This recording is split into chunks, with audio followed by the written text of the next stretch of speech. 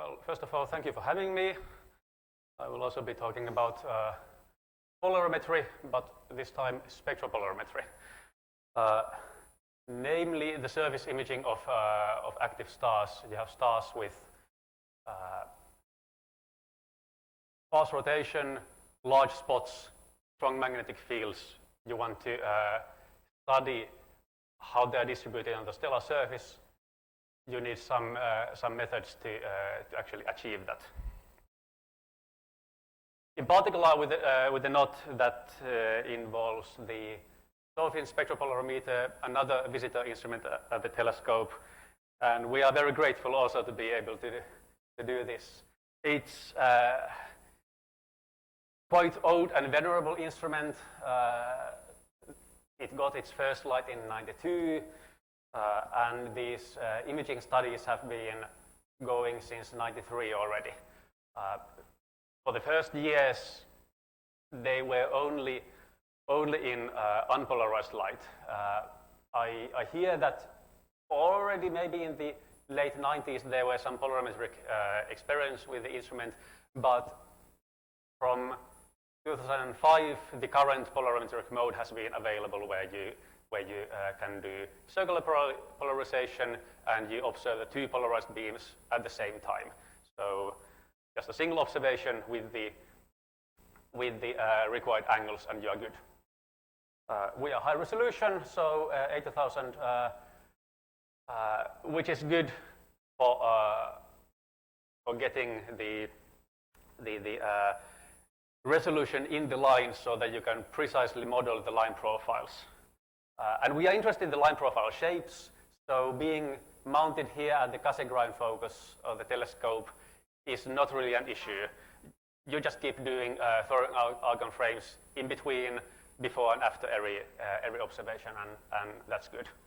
I'll also say that even though it's a medium-sized telescope, it's not a modern instrument. Still, being able to mount a spectropolarimeter on a telescope like the knot gives us a competitive edge because you can do longitudinal monitoring of a lot of stars that maybe in the ESO facilities you struggle to get the time. Here's an example of the spectra we get from SOFIN. So we get Stokes I and Stokes V, and then the null profiles below. So immediately you notice that how the instrument is set up, the CCD doesn't cover the whole spectral order, so you lose a lot of the spectrum.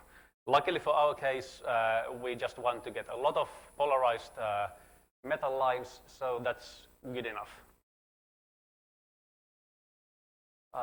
What we do with this data is we are doing these imaging studies, these essentially surface inversions of the star, either using a method called Doppler imaging or then Zeeman Doppler imaging, where you import the polarization data and get the magnetic information out. The idea is that for simple Doppler imaging, you have a star, you have, for example, bright photosphere and dark spots on it, and then the star rotates. And then that gives you Doppler broadening, and each individual surface element on the star has its own Doppler shift. If that surface element has a spot, line formation there is a little bit different. Continuum emission is lower. In a sense, you get less line formation, and you get a bump in the line profile. The star rotates, these bumps move, you monitor the star over the full rotation, preferably over a couple of rotations to get good coverage, and then you apply your inversion algorithm to that to find what's the optimum solution for the surface in order to generate these observations. Zeeman Doppler imaging, you do the same, but now you are using also polarized line profiles. Stokes V circular polarization in particular that has a higher signal level. Again, you get magnetized spots on the stellar surface. Those have their own polarized profiles. They get Doppler shifted, star rotates, you do the same modeling, and you get a magnetic map. This all requires a little bit of signal. For the typical traditional Doppler imaging, you might only be interested in the temperature distribution on the star. That you can do.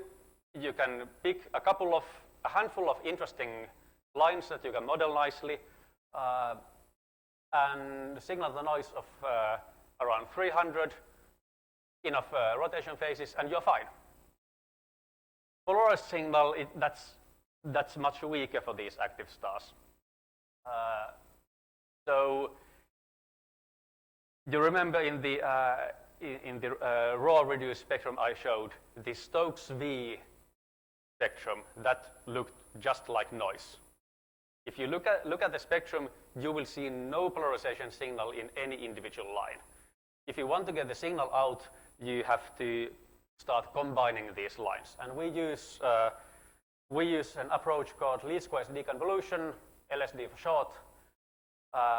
You combine, typically it's 2, 3, 7,000 lines on top of each other. You get average line profiles, and now you start to see signal actual amplitude in the profiles, and also the polarization signal will vary from one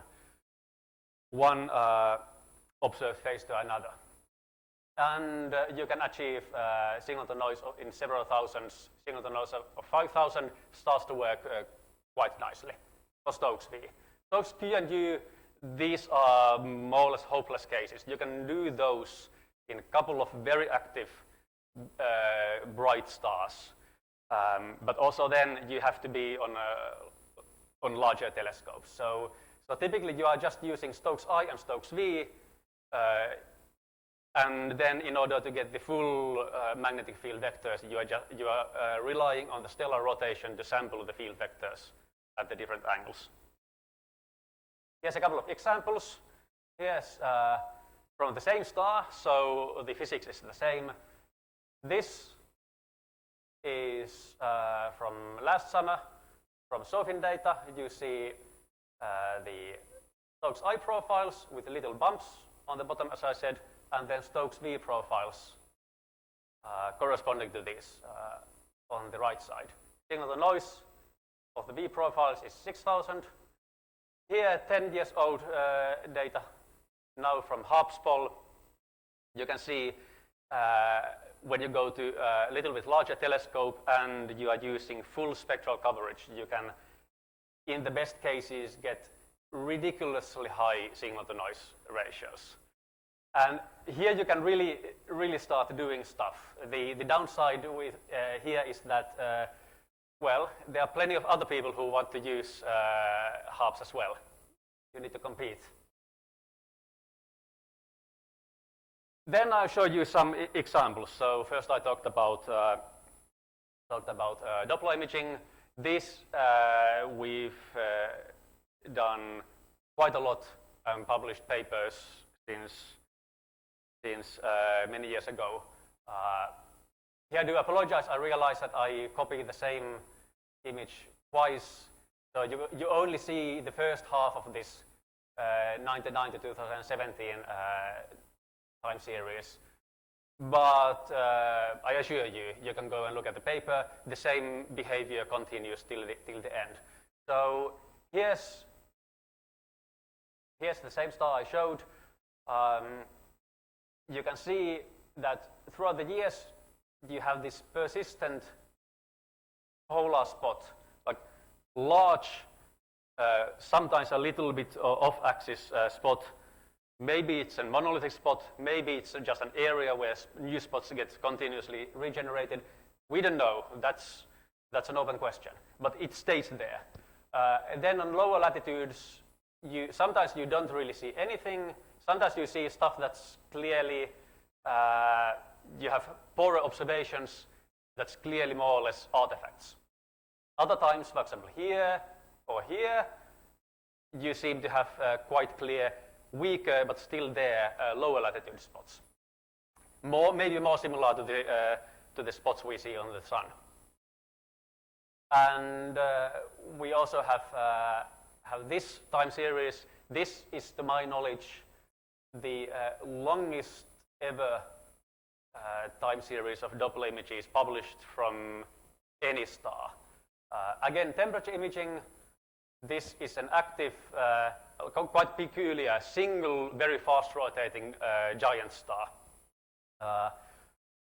And all of this data is from SOFIN and FIES. A couple of seasons here towards the end are from FIES, but mostly that's SOFIN data. Again, you can see that there's that same large persistent polar spot that keeps being there. That really seems to be a feature of these very active stars. Going to magnetic imaging, what you can do, what you really want to do is study magnetic cycles. We know the sun has magnetic cycle. You want to do magnetic cycles also on other stars to really connect the observations to the dynamo theory. If you are lucky enough, you can have, for example, like with this star, LQ Haya, that's K2 type young star, so a little bit less massive than the sun. We have long photometry. Here the relevant panel is the top one. Mean light curve level gives you the spottedness. Then orange lines gives you epochs of Zeeman Doppler imaging maps. Two of these flank a maximum brightness, so that would be spot minimum. And there we see, I'll show you in the next slide, you see a switch in the polarity. And there are few stars where these switches have been observed. So we can say that, like the sun, the stars also have polarity switches happening in their dynamos. But we want to observe these more, especially since it's only maybe, Tau Bootis, it has a recurrent magnetic cycle that correlates very well to an activity cycle, but now I can't think of any other stars that has that so well defined. So that's really something you will want to do and where you require long monitoring. Here's an example of that. Unfortunately, this is Harp's-Poll and Espadon's data, but essentially the same thing that SOFIN data can afford us to do. Blue is negative magnetic polarity, red is positive magnetic polarity. Radial field is what you want to do, what you want to look at. So you have radial field, meridional field, and azimuthal field, and then the brightness maps. Between the last two maps, you see that the visible pole has switched from mostly negative polarity to fully positive polarity. And not so well visible here, but also the magnetic polarity on the invisible pole towards the opposite hemisphere. That's switched from positive polarity to negative polarity. So this is really quite secure. And then this star I've really chosen as an example here to go to SOFIN inversions. I'll tell you a little bit more about this. This is very close to the sun from spectral type, but it's very young, only a couple of million years old. And you can also see it's strong chromospheric emission and very fast rotation, a little bit more than 1 day. There's these temperature Doppler images I showed. One magnetic inversion of Harp's data has been submitted, and then there's a sequence of SOFIN observations under work. The star has a roughly 9-year cycle, although it's been doing strange things lately, but that's there, so it has an activity cycle. we know that this star has significant differential rotation, and we know that it's difficult to model. You can do a couple of approaches to it. You can use the spectroscopic data itself, and within the inversion itself, you take differential rotation into account and try to find the good values for it to get the best fit to the observed profiles. Or you can try to do independent methods. This is an example of spot model done to TESS photometry, where you have here you have a couple of minor spots, and then you have more major spots, and which then define latitudinal rotation law. Very interestingly, this seems to support a non-monotonous model, so that there's a slight acceleration towards the pole. This is something you do not see on the sun.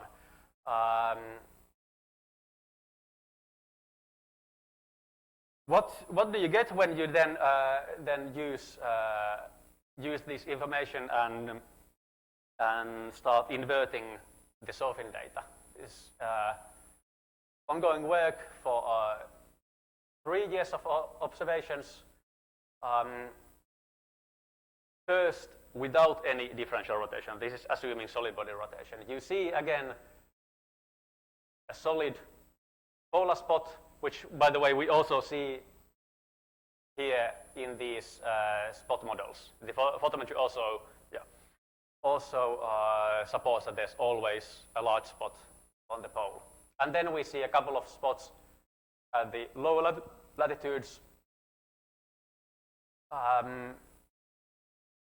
Strong radial fields at the poles, quite nicely, in fact, correlated to the polar spots. And then between the last two sets, there is a polarity reversal. The polar field has switched its polarity. So that was nice. When you take a simple differential rotation in from this is from inversions of halves data. So done to spectroscopy data, but independently, and use this in your inversions. You get slightly different results, and very alarmingly, here, if you look here, without differential rotation, you have positive polarity on the pole. With differential rotation, you have negative polarity on the pole. So it seems to be, in this particular case, very, very sensitive to the exact differential rotation that's present on the star. Even more difficult is then to use the more detailed non-monotonous model. Here you can see from one of these years, there's light changes. Luckily, in this case, the change from simple differential rotation to this complex differential rotation model doesn't change anymore that much. So that is encouraging. Some differences between the SOFIN and HARPS inversions. Overall, you see similar sort of structures in the fields, a lot of axisymmetry, a lot of this bandiness. So that seems to be an actual feature on the large-scale field of the star. From the SOFIN inversions, we get a lot higher fields, which is also a little alarming. It could be that the star has lately been in a very active phase. That's possible. It's also possible that there's some unknown issue that we still need to work in the analysis we are doing on the data. So that's something to work on. Also, so I mentioned differential rotation. These stars are dynamic objects. So even within a single observing run, that could be maybe you have observations over 7 or 10 nights. It's not guaranteed that the spots and the field structure stays the same. That can change. And you can have these examples that observations several nights apart, but taking at the same or very similar rotation phase, have quite distinct, here in this case, quite distinct polarization profiles. These can be due to differential rotation, changing the configuration, and this is in fact the leading conclusion in this paper. But the paper also suggests that there is a distinct possibility that you have actual field evolution, growing or decaying field. So to conclude here, SOFIN data, even when it does have a lot less signal-to-noise ratio than for example, half-spole data, it's still very, very usable for these longitudinal field studies. Differential rotation is an issue. That's something that we need to be very careful in modeling. But also differences, if you are comparing observations with 10 years between, the stars can change. They can change from high activity phase to a low activity phase. So the changes you see might actually just be physical. They might be there on the star. And then these D889 Hercules inversions, they are going. There are also older data sets that we need to get reduced and inverted, and plenty of other stars that are in the works. So with that, I will thank you and invite questions.